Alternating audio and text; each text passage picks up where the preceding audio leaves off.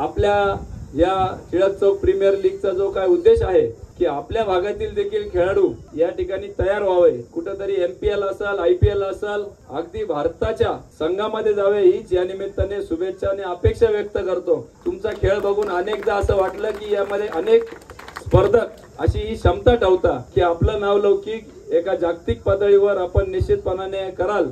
खेळामध्ये सुद्धा करिअर करता येतं, हे आपण सगळ्यांनी लक्षात घेतलं पाहिजे। अंडर-17 ची वर्ल्ड कप ची फिफाची टीम आली होती फुटबॉलची, 17 खेळाडू होते, पण त्याबरोबर 23 त्यांच्या बरोबर आलेली यंत्रसामुग्रीमध्ये बरोबर आलेले सह खेळाडू म्हणा किंवा सपोर्ट स्टाफ होता। त्यामध्ये स्पोर्ट्स फिजिओथेरपिस्ट असतील, डायटिशियन असतील, वेगवेगळे करिअर आता घडवता येतात।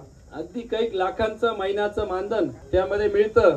त्याच्यामुळे आपण सगळ्यांनी खेळाच्या बाबतीत ज्यांना कोणाला आवड असेल तर निश्चितपणाने आपण त्याच्यामध्ये करिअर घडवू शकता, हे लक्षात ठेवा। अभ्यासात जरी आपण थोडंफार कमी असेल तर एक करिअर म्हणून आपण या क्षेत्राकडे बघितलं पाहिजे। आणि मी अनेकदा सांगतो की असे जर खेळाडू असतील तर या ठिकाणी आयोजकांनी देखील त्यांचं नाव आमच्या संजीवनी युवा प्रतिष्ठानकडे द्यावा, जेणेकरून त्यांना अपेक्षित असणारी योग्य ते मार्गदर्शन करण्यासाठी जी काही यंत्रसामुग्री लागेल ती युवा प्रतिष्ठानच्या माध्यमातून त्या ठिकाणी दिली जाईल।